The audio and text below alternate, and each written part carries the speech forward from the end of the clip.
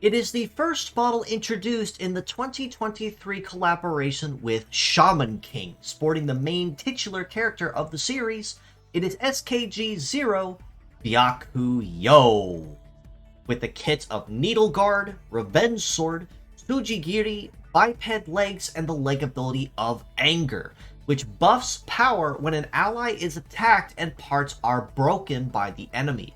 Now, as the first introduced model of the Shaman King collaboration with Medarot, Byakku Yoh most certainly starts us off on a very healthy note with some very imposing skills and a leg ability that was previously available only on the iconic KXK series, primarily and specifically Cross Messiah Z, and that is the leg ability of Anger. So it is very nice to see that leg ability also make a comeback and a re-debut as well, and only fitting for a very melee-oriented design with a very imposing sword on that right arm if you look at that, even stretching beyond the screen there.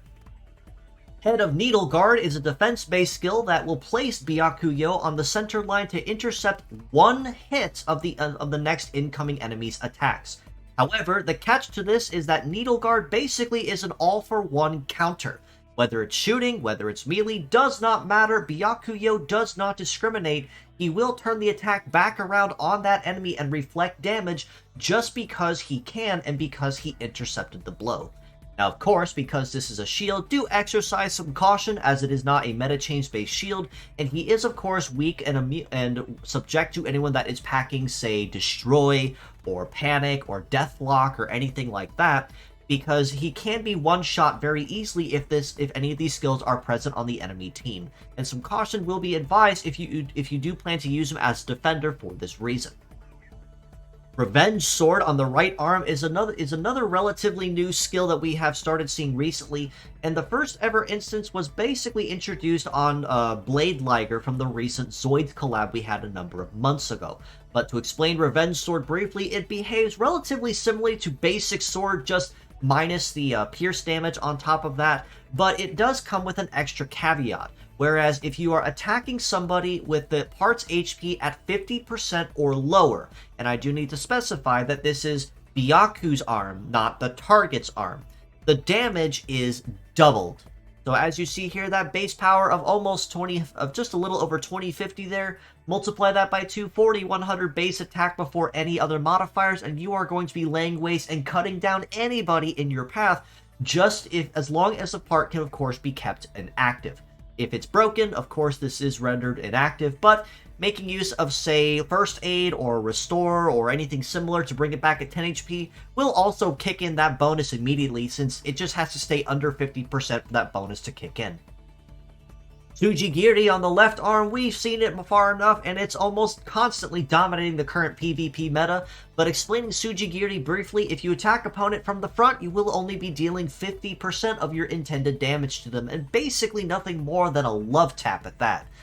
However, if you catch a foe from the backside in their cooldown phase, your damage is tripled and the attack gains pierce damage on top of that, allowing Byakku Yoh or anyone that is using Tsujigiri to absolutely lay waste as punishment to anyone that dares turn their back against this very aggressive melee fighter.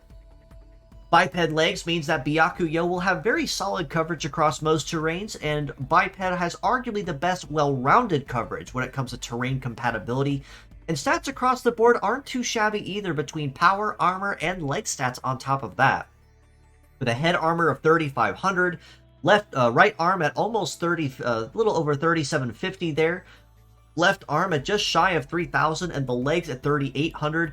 Relatively healthy HP pool there. That left arm is just a little bit squishy at just shy of 3000 there, but it most certainly makes up for it with the impressive base power stats. That right arm Revenge Sword at 2057 and Tsujigiri on the left at 1576.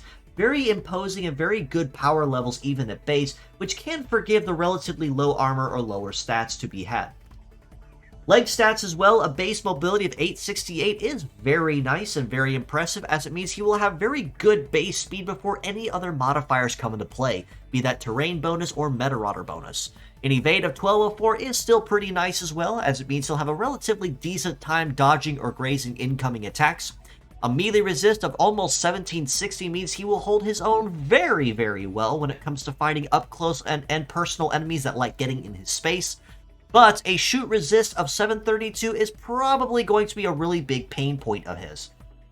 Primarily for the reason that while he can hold his own up close and personal, anyone trying to take pot shots from afar will probably cut this fighter down a little faster than would be really intended as long as he remains on the field. All this being said, though, as a pure set score, I still do have to rate him a decently well-rounded upper tier of 7 out of 10. Primarily for the fact, and I would rate him higher, but his kit is rather strange. Primarily for the fact that Needle Guard is nice to have, but it is not without its weaknesses, especially if they are packing Deathlock, Flash, Panic, or especially Destroy, which will lay waste to him very easily with a one-shot to the head. Revenge Sword does have some very impressive power too, and you can very conventionally make use of it without any major issue. And the damage bonus as well is pretty nice, but it does kind of require him to take damage but not actually be broken if you want to make use of it. So it does kind of make it really tricky to use Byakku Yoh if you don't have somebody on your team to keep him protected after he falls below a certain HP threshold. And of course, Tsujigiri is also kind of gimmicky as well, as it does require you to catch a foe in their cooldown phase specifically to lay waste to them. Otherwise, you really are doing nothing but dealing love taps to them on top of that, and really not much worth being there on the field. The leg ability of Anger does actually tie relatively well with the kit though, as it means his already aggressive melee-based kit will be getting notably stronger if his allies take damage in his place and have parts broken. So again, pair that off with a shielder that, say, gets a shield busted, or a sacrifice nuker, or anything of the like. If parts are broken, Byakku Yoh is going to notice, he's going to get angry, and his damage is going to go up. As mixed parts, I do have to rate him just a little bit higher at a 7.5 out of 10. Given that even though his parts together have some really weird synergy to them, mixing them up as mixed parts across your team will most certainly be beneficial to pretty much any team they can be put on. Needle Guard, again, is probably going to be a very gimmicky move, but probably the one you'll use the least, in my personal opinion. Whereas Revenge Sword, Tsujigiri, and Biped Legs with Anger are very solid parts that you can make use of pretty much anywhere. And Tsujigiri goes without saying, especially with its current domination in a PvP meta. Tsujigiri and Flash combinations are probably going to be something that are never going to go away anytime soon. And this model here is just going to emphasize that most certainly will be the case.